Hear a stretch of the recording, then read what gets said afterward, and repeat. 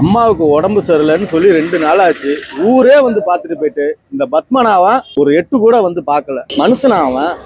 அது சரி, கல்யாண பத்திரிக்கைன்னு வச்சாலே நம்ம எவ்வளவு செஞ்சிருக்கோமோ அதை தான் அப்படியே திருப்பி செய்வான். 1 ரூபா கூட எக்ஸ்ட்ரா வைக்க மாட்டான். டேய் கார்த்தி, அம்மா எப்படா இருக்காங்க? என்ன பேசாதடா நீ. வந்து பாத்தியாடா அம்மாவை நீனு? டேய், அம்மா வெறுங்கைய விசிட்டாடா வந்து பார்க்க சொல்ற. 2 நாளா கஷ்டப்பட்டு அம்மாக்கு ஆல்ட்ரிக்ஸ் பழம்லாம் வாங்கிட்டு வந்திருக்கேன். என்னடா இப்படி பேசுற? ச்சே, உன்னை போய் தப்பா நினைச்சிட்டேன். மன்னிச்சிடறானு. டேய் அதெல்லாம் வேணாம், இதை புடி, நான் வெளில கிளம்புறேன். ஆடா அம்மா பார்த்துட்டு ஒரு வாய் சாப்பிட்டு போடா. இல்லடா, நாளைக்கு அம்மாக்கு பூஸ்ட் வாங்கிட்டு வரணும். நான் பேரு வேலை செய்ய போறேன்டா. இவனை போய் தப்பா நினைச்சிட்டமே. 5 ரூபா ஹார்லிக்ஸ் வாங்குறதுக்கு தான் 2 நாளா கஷ்டப்பட்டானா. கோயில்ல வச்ச பழத்தை எடுத்துட்டு வந்திருக்கான் போல இருக்கு. இவனெல்லாம் திருத்தவே முடியாதுடா. கர்ணம் போட்டு கிணத்துல குதிச்ச நினைவுகள் மலருது, மனசுக்குள் குளிருது.